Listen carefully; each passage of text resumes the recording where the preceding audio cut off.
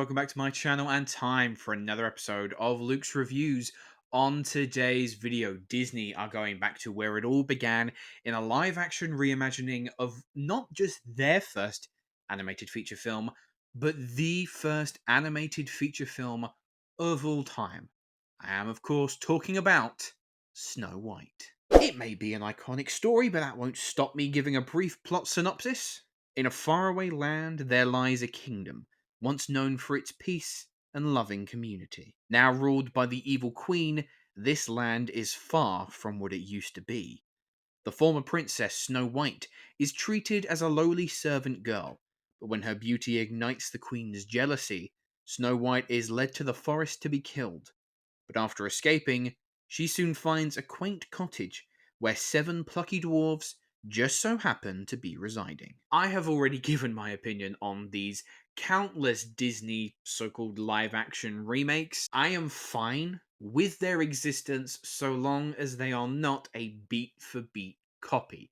Try something different, switch things up a little. At the end of the day, this is a story being told. So long as it is told in a different manner, I'm fine with that. And given that Snow White was Disney's first feature film, I'm open to a bit more of a modernized retelling. And for the opening 30 to 45 minutes or so, I was on board. I'd go so far as to say that I was actually enjoying myself. Admittedly, the majority of the film up until that point hadn't actually deviated much from what we're familiar with, and yes, there were some ropey moments here or there, but what I was finding myself really enjoying were the original and slightly reworked songs. Now, these are courtesy of Benj Pasek and Justin Paul, the songwriters behind La La Land, The Greatest Showman, and many, many more musical offerings.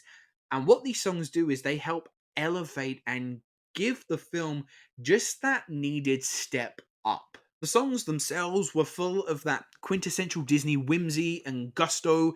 Besides Hi Ho, none of the songs from the original film are all that memorable, so reworking those that are in this film and providing brand new songs, it really helps make this remake stand out. I also didn't think that the dwarves were handled too poorly either. The facial motion capture that they've decided on is very hit or miss. At times, particularly in close-ups, it's okay. Especially Dopey. They've done a lot to make Dopey seem a bit more of a grounded character. Yeah, he's still falling ass over tit, but I appreciated that they made an attempt to flesh out his character more. At other points, though, the dwarves, yeah, they are pretty hideous. Considering that this was a live action remake, I'm not entirely sure why they had to go so heavy on the visual effects.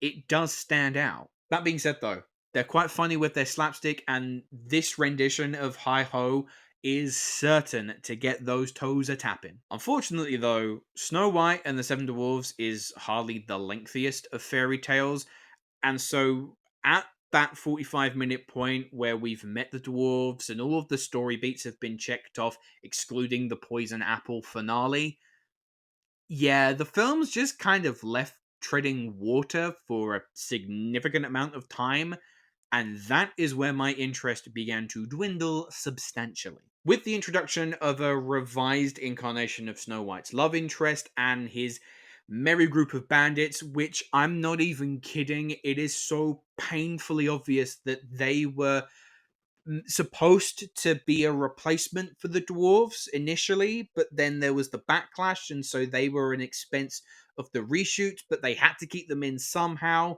It's so clumsily handled. But we spent so much time with this group who I do not have an interest for. I'm given no reason to care. Sure, you are departing from the animated original. You are going off and you're trying something new. That I can give you the thumbs up for. But what I cannot give you the thumbs up for, though, is it being at the cost of pacing. Not only that, but these extra additions seemed cobbled together at the last minute. I'm not even joking. The quality appeared to just drop off.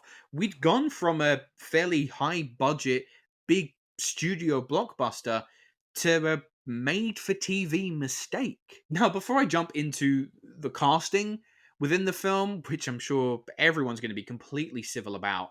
I don't read into a lot of the stuff that goes on behind the scenes. That's not what I'm there to judge when I watch the film.